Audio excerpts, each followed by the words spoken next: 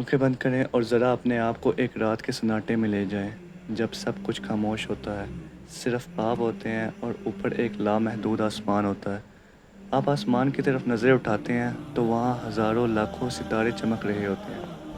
کچھ بہت قریب ہوتے ہیں تو کچھ بہت دور ہوتے ہیں، لیکن ایک چیز جو آپ ضرور محسوس کرتے ہوں گے، دل میں ایک سوال اٹھتا ہے، یہ سب کیا ہے؟ اتنا بڑا کیسے ہے؟ اس کا آخر کہاں تک ہے؟ ہم انسان جسامت میں بہت چھوٹے ہیں، لیکن ہمارا دماغ بہت بڑی باتیں سوچتا ہے۔ ہم ہر چیز جاننا چاہتے ہیں، اور یہی تجسس ہمیں کائنات کے رازوں کی طرف لے جاتا ہے۔ قرآن ہمیں بتاتا ہے کہ جو آسمان ہم اپنی آنکھوں سے دیکھتے ہیں وہ صرف پہلا آسمان ہے، آسمان دنیا۔ اللہ تعالیٰ فرماتے ہیں، ہم نے آسمان دنیا کو ستاروں سے سجایا، یعنی وہ سب کچھ جو ہم دوربینوں سے بھی دیکھتے ہیں وہ صرف ابتدائی حصہ ہے۔ علماء کے مطابق 7 آسمان ہیں، اور ہر آسمان کے درمیان اتنا فاصلہ ہے کہ اگر کوئی مسلسل سفر کرے تو ایک آسمان سے دوسرے آسمان تک پہنچنے میں 500 سال لگیں گے، اور اس کی رفتار کا اندازہ صرف اللہ تعالیٰ ہی جانتے ہیں۔ اب آپ خود سوچیں کہ اگر صرف ایک آسمان اتنا بڑا ہے تو باقی 6 کا کیا حال ہوگا، اور ان سب سے اوپر اللہ تعالیٰ کا عرش، جس کے سامنے پوری کائنات کچھ بھی نہیں۔ ہماری کہکشاں ملکی وے میں تقریباً 100 ارب ستارے ہیں، اور ایسی کہکشائیں یعنی ملکی وے جیسی کائنات میں 2000 ارب سے بھی زیادہ موجود ہیں۔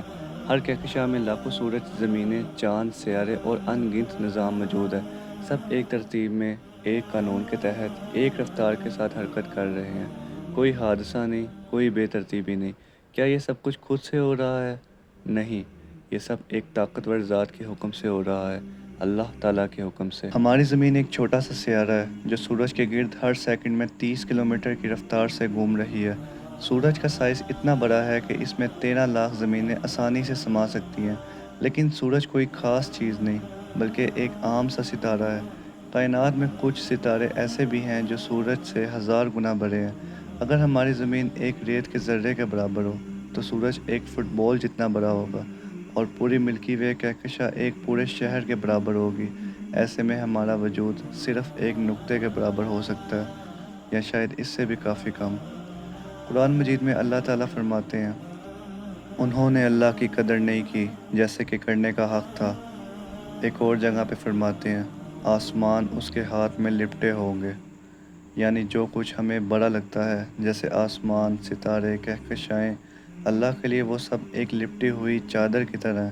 وہ ذات جس کے لیے پوری کائنات ایک ہاتھ میں سمیٹی ہوئی چیز ہو، اس کی عظمت کا تصور بھی ہم نہیں کر سکتے۔ حدیث نبوی میں عرش کی وسعت کے بارے میں فرمایا گیا، رسول اللہ نے فرمایا، اللہ کا عرش تمام مخلوق پر ایسے ہے جیسے ایک میدان میں رکھا ہوا چھوٹا سا لوہے کا حلقہ۔ یعنی اگر پوری کائنات کو ایک میدان تصور کرو تو اللہ کا عرش اس سب پر حاوی ہے۔ یہ زمین، سورج، کہکشائیں، سب کچھ اللہ کے سامنے کچھ بھی نہیں، اور وہی اللہ ہمارا رب ہے، سب سے عظیم، سب سے بلند۔ جدید سائنس آج مانتی ہے کہ کائنات مسلسل پھیل رہی ہے۔ یہ وہی بات ہے جو قرآن نے 1400 سال پہلے بتا رہی تھی، اور ہم آسمان کو مسلسل پھیلا رہے ہیں۔ یہ محض اتفاق نہیں، یہ قرآن کی سچائی اور اللہ کے علم کی برتری کا واضح ثبوت ہے۔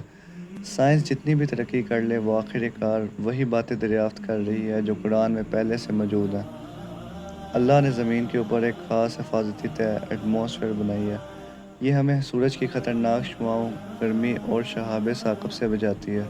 قرآن فرماتا ہے، ہم نے آسمان کو ایک محفوظ چھت بنایا۔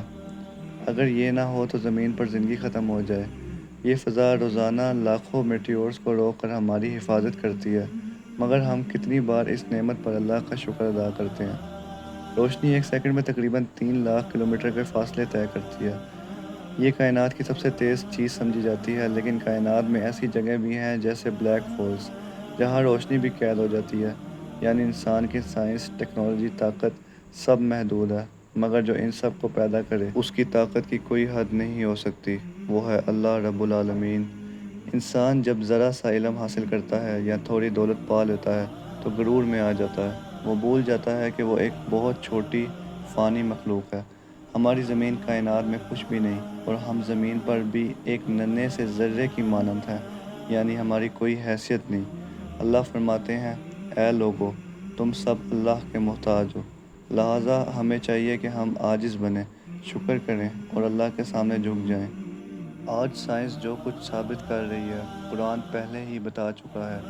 کائنات کا پھیلاؤ، آسمان کی حفاظت، انسان کی تخلیق، بلیک ہولز، روشنی اور وقت کا سفر، یہ سب کچھ ہمیں یہ بتاتا ہے کہ قرآن اللہ کا سچا کلام ہے اور اللہ ہی وہ ذات ہے جس کا علم لامحدود ہے۔ بے شک جب سورج، چاند، آسمان، ستارے سب کچھ اللہ کے حکم سے چل رہے ہیں تو ہمیں بھی اللہ کی طرف پلٹ آنا چاہیے